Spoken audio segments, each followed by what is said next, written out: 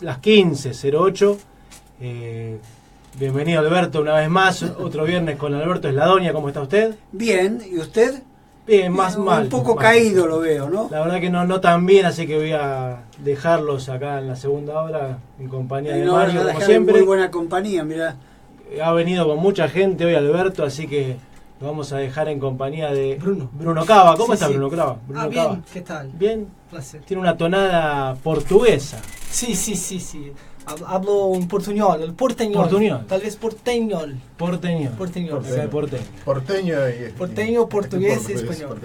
Y también con Ariel Penisi. Así es. ¿Usted es brasileño o no? No, yo tengo una tonada malhumorada en general. No. ¿Y la niña? ¿No va a hablar la niña? No. ¿Pero habla en castellano, en portugués? Portugués. Ella se reserva la palabra como muy buena mujer. Bruno Cava, que es autor de La multitud se fue al desierto, un libro muy bonito que se ve acá, que lo vamos a poner en la cámara, con los colores de Brasil. Así que bueno, los voy a dejar en compañía de Alberto y de Mario, que van a seguir con el programa. Yo me voy no sé si al hospital, pero me voy a acostar seguramente. Bueno, bien. Bueno, gracias. Te cuidas, Gracias. Bueno, podemos comenzar. Yo hoy a la mañana tuve una ocurrencia. La multitud se fue al desierto. Sí. Y me apareció esta imagen que aparece en cierto tipo de literatura, en la literatura mística, en que el viaje al desierto se producía cuando la cercanía, la posibilidad de que uno tenía una presencia o una relación con Dios se perdía o comenzaba a dudarse de ella, y se hacía un viaje al desierto, quizás para recuperar, para intentar recuperar las certezas que en algún momento la forma de Dios que conocimos en una época otorgaba, ¿no? Y a renglón seguido me vino una propuesta que hizo una vez Félix Guattari, cuando él constata la muerte de una forma de Dios. No la muerte de Dios, sino la muerte de una forma. Y él dice, ahora Dios somos nosotros, en el sentido de que cada quien, junto con otros, tendrá que hacerse cargo de las tareas que antes se le encomendaban o se esperaba que Dios resolviera. Entonces ahora, aterrizando esto más concretamente, yo vengo sorprendido de haber escuchado estos días debates organizados por Ariel Penisi y Pablo Upert, donde me llamó la atención la presencia de algunos amigos, me atrevo a decirlo así, brasileños, y en especial la participación de Bruno, porque me hizo conocer un Brasil actual, que me era francamente desconocido. Yo debo reconocer que hace un tiempo había adquirido este libro, lo había leído, algunas cosas había comentado con Pablo Upert, pero me parece que a partir de escucharlo a él, por ejemplo, esta cuestión de que en el flyer que presenta el programa de hoy, recién, como era Mario, decía que la foto... Claro, la foto que se dan las manos sonrientes, sí. Temer y Lula, es previa a las últimas elecciones, en la cual Temer es elegido presidente, cuando eran amigos, y Bruno me dice, aún lo son. Sí. Entonces podríamos empezar por ahí. ¿Cómo afirmas una cuestión así de que todavía lo son? Buenas tardes a todos los oyentes. Es un gran placer estar acá. Este libro fue escrito por mí en 2013 en Brasil, traducido y editado en Argentina por Autonomía Literaria, Editorial Quadrata. Ariel es el editor. Y Pie de los Hechos, que Pie de los Hechos también, que es un parcero. Lo hicimos con Agustín Valle, la traducción.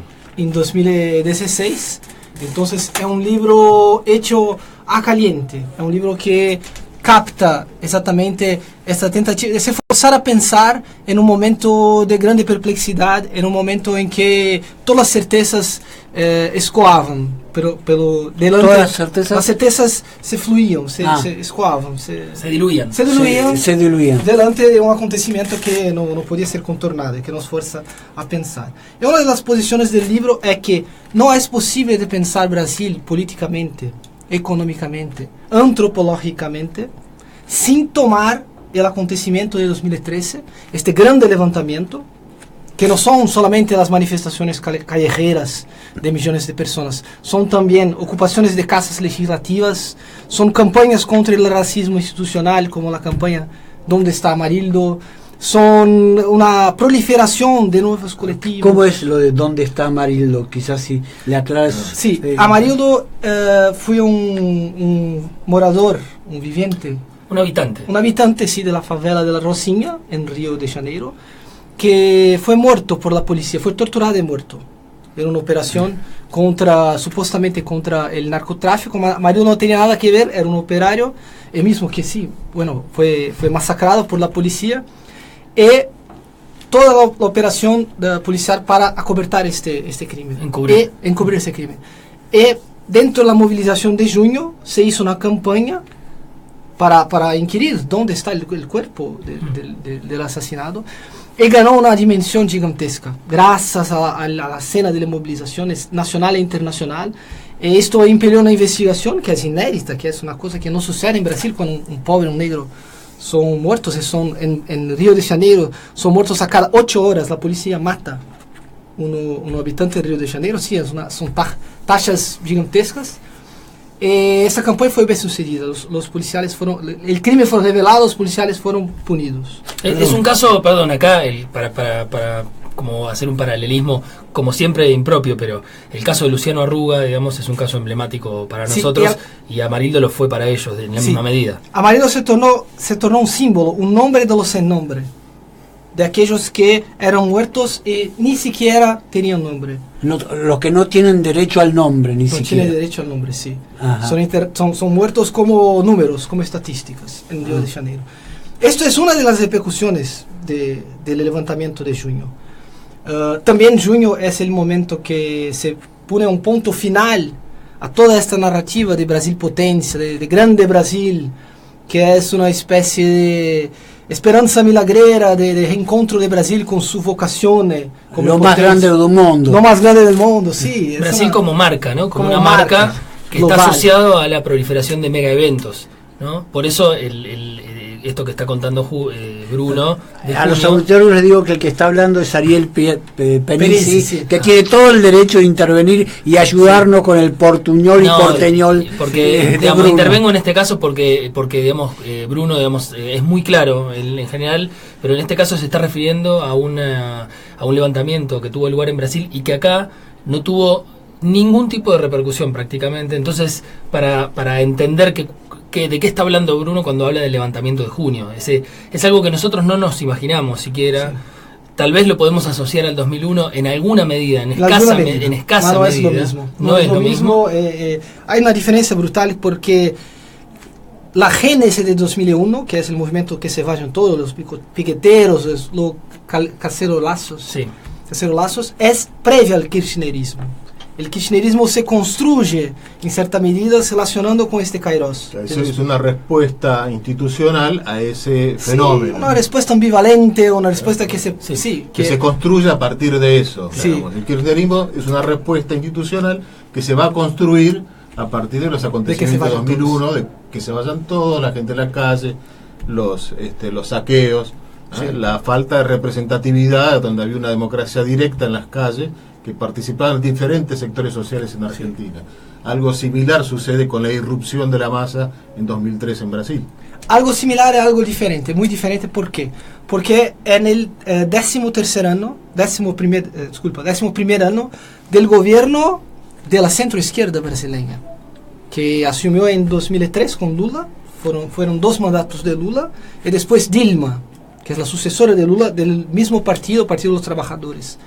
Entonces, cuando él rompe junio de 2013, es en un momento que no es como en Argentina de una recesión terrible en 2000, 2001, del fin del gobierno Menem, de los planos caballos, de toda esa historia de la noche neoliberal de los años 90. No, es en el auge del proyecto nacional popular del PT, con todas sus limitaciones y con todas sus contradicciones, mas hay un proyecto neodesarrollista que intenta movilizar la economía con sus grandes parceros empresariales de los bancos, como Odebrecht, como AES, que son las grandes constructoras, mas también bancos, también los varones del agronegocio, agrobusiness, que creció muchísimo.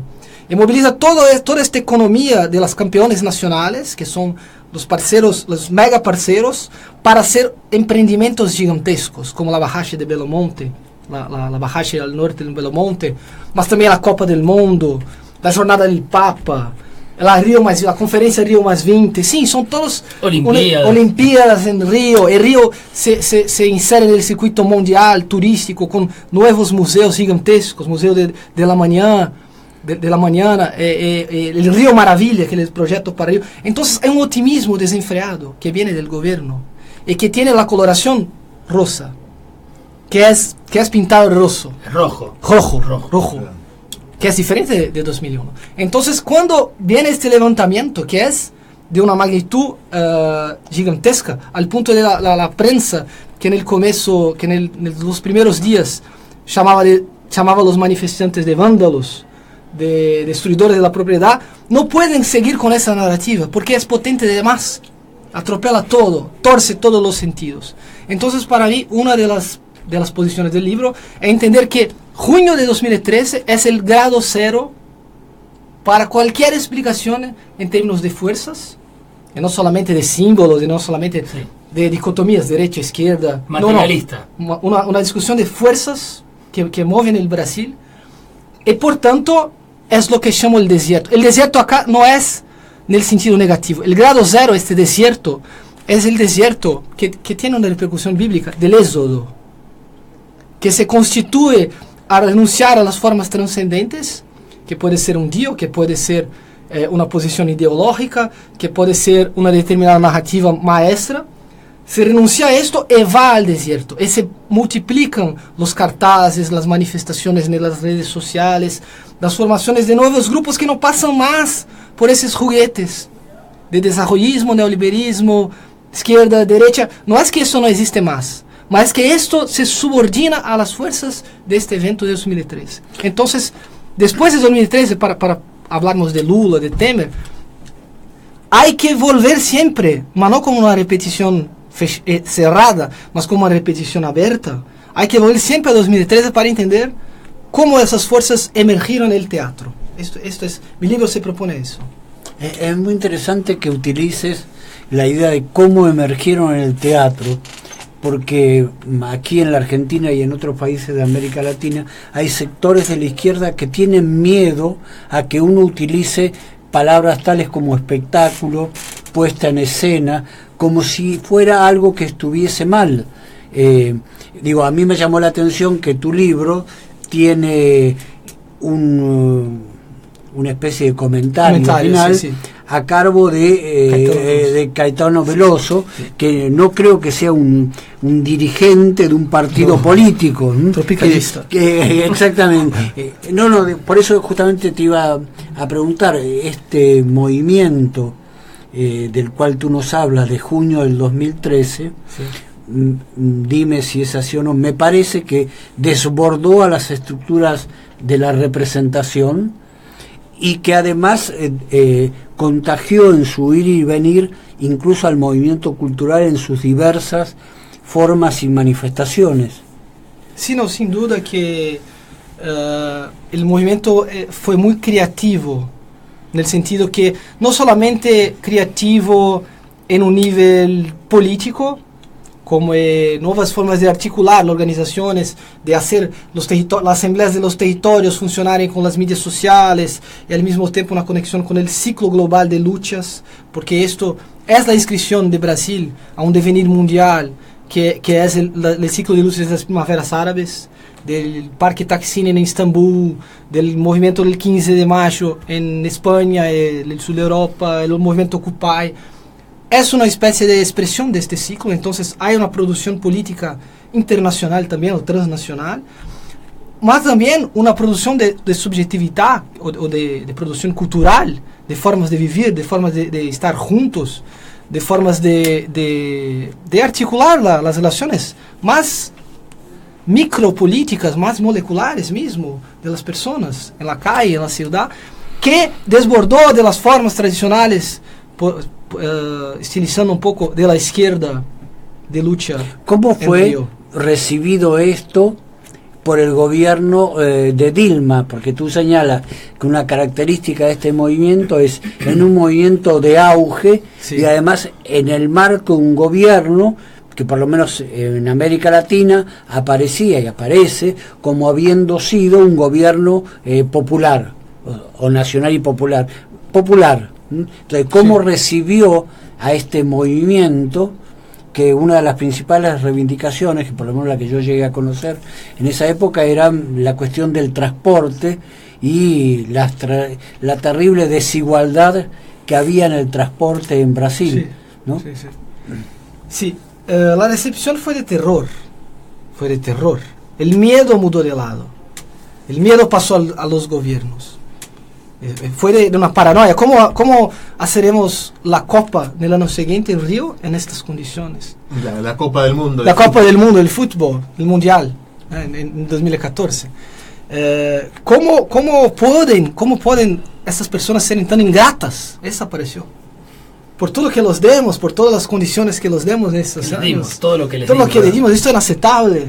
Cuando tú dices todo lo que les dimos, ¿a qué te refieres? Me refiero a los programas sociales, que hay un viraje en el primer gobierno Lula que empieza a crear políticas de transferencia de renta directa, como el programa Bolsa Familia, que se masificó, que es un programa de transferencia que es 0.6, 0.7 del PIB, del Producto Nacional Bruto, que se masificó. Y otros programas también, como puntos de cultura, aumento del salario mínimo. Entonces hay un aspecto social del gobierno Lula-Dilma que para ellos no justificaría una revuelta en esas condiciones. Mas exactamente las revoltas manifiestan una contradicción muy grande de este proceso. Porque si de un lado hay los programas, del otro la vida en la metrópole es insoportable. El tránsito, la vivienda, los precios están explodiendo. Y hay una serie de gargalos, ¿cómo se dice eso? De puntos de asfixia, Sí. la violencia urbana, el problema de los territorios, en fin, que estos programas no dan cuenta. ¿Y cuándo podrían transformar estos programas sociales en una expresión política? O sea, más democracia, más descentralización del poder, más instituciones que vienen desde los territorios o desde las redes que están movilizadas por esas nuevas políticas sociales. El gobierno prefirió investir en lo grande, en los grandes parceros, en ese proyecto que se llamaba oficialmente Brasil Mayor, el Brasil Mayor de los mega eventos. El Bolsa Familia para los sectores postergados y el Brasil Mayor para las grandes corporaciones. Exacto, con billones y billones de reales, con una fracción del PIB de la economía mucho mejor. Una manera de empatar Sí. el reparto, Sí. para que los sectores concentrados de poder no estuviesen descontentos sobre la incorporación de estos nuevos sectores a la clase media o al consumo, ¿no? Sí, la grande cuestión es que Dilma representa la victoria de esta tendencia dentro del lulismo. Lulismo había muchas tendencias. Era algo polivalente. El propio Lula era alguien que cimentaba esas varias tendencias que estaban en disputa. En 2009 tiene la crisis del subprimes, que llega al Brasil, y son adoptadas políticas anticíclicas, que son políticas en que el Estado se pasa a inducir la economía con obras, con subsidios, con exenciones fiscales, con desoneraciones, una serie de beneficios. ¿Y quién son escogidos como parceros de estas políticas anticíclicas? Odebrecht, los gigantes del agronegocio, las grandes mafias del transporte en las ciudades, todas las constructoras para hacer barrajes, para hacer grandes obras viarias. Esos son los parceros preferenciales que en 2009, Perdón, 2010... ¿cómo pasarías al castellano parcero? No, serían los empresarios. Ah, los Los empresarios. empresarios, los cupinchas. Sí, sí. Sí, digamos, serían los empresarios cómplices, serían como... Sí, grandes, en muy el- grandes. Claro, pero son muy grandes. En el caso nuestro no tenemos un parangón porque, digo, nombres que circulan en canales como TN y todo eso permanentemente, como Lázaro Báez, etcétera, son casi una especie de lumper empresariado, digamos, ¿no? No son comparables. Pero sí se puede decir que forman parte, digamos, de una red empresarial. Sí, un baronato empresarial. Claro, son varones Poderosísimo, empresariales. Sí, digamos, ¿no? poderosísimo. Sí, sí. Y en 2010, cuando hay la elección por la sucesión de Lula, porque en Brasil solo puede tener una reelección, entonces en 2010 tiene ese problema. ¿Qué va a suceder Lula? ¿Cómo? Podemos cortar aquí. O sea, dejamos la pregunta. Dejamos la pregunta.